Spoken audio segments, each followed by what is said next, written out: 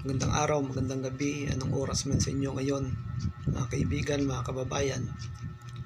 Narito po ako upang sumagot lamang ng mga kumakalat ngayon na mga turo na kung saan ay yung patungkol sa buhok sa 1 Corinthians chapter 11 na mga babaeng Kristiyana noong araw at mga lalaking Kristiyano.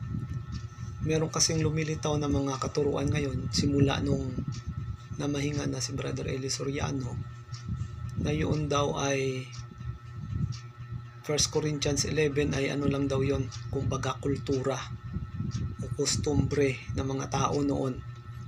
Hindi naman daw yun doktrina kundi kultura. Maliho sila doon Dahil kung babasahin mo yan sa chapter 11 verse 2, sabi ni Pablo, turo yan. Iniingatan ninyo ang aking turo o ordinansa.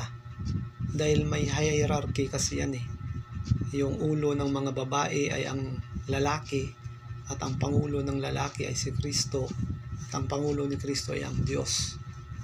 Ngayon, sabi ni Pablo, kung ang lalaki na nanguhula o nananalangin na walang lambong o takip ang kanyang ulo, ay niwawalang puri niya ang kanyang ulo. At kung ang babae naman may takip o lambong ang kanyang ulo, ay kapurihan niya.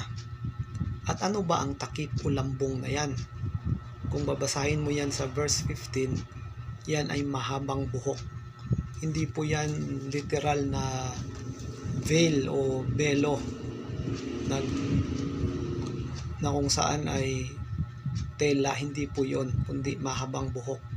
Nandiyan naman yan sa context ng kapitulo na yan. So, sabi ni Pablo, kung ang babae na ayaw maglambong sa 11 verse 6 ay pagupit naman siya o paahit, at dyan din na misinterpret ng mga bulaang nangangaral na ayan pwede ikang magpagupit. Sabi ni Pablo, ang ibig sabihin nun, magpagupit ka kung ayaw mong maglambong. Anong ibig sabihin ng lambong? Mahabang buhok. Kung gugamit ka lang ng logic, ganun talaga, ayaw mong humaba yung buhok mo, edi gugupitan mo. Kaya lang, kung kahiya-hiya sa babae ang magpagupit o magpaahit, dapat maglambong siya o dapat siyang magpahaba ng buhok. Kung ayaw mo talaga magpahaba, edi magpapagupit ka talaga, matigas ulo mo, hindi ka Kristiyana. Sabi doon ang logic kapurihan ng babae ang mahabang buhok. Verse 15, at kahiya-hiya naman sa lalaki ang magpahaba ng buhok. Kung ikaw nag-iisip ng matino, saan ka ba? Sa kapurihan o sa kahihiyan? Kahihiyan sa lalaki magpahaba ng buhok, sa babae naman ay kapurihan. Saan ka doon kung nag-iisip ka lang ng matino? Pwera na lang kung hindi ka Kristiyano o Kristiyana.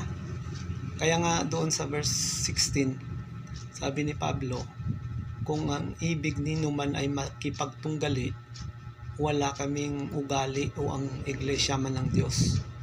Wala silang ugali na kung saan ay sumuway. Dahil ang turo, magpahaba ng buhok ang babae at yung lalaki naman ay magpaiksi. Ang katalagahan din ang nagtuturo sa inyo na kung ang lalaki ay may mahabang buhok, ay kahihiyan sa kanya. Saan ka ba? Sa kahihiyan o sa kapurihan? Mag-isip ka lang, tapos na ang usapan. Ayan po mga kaibigan, mga kababayan, salamat po.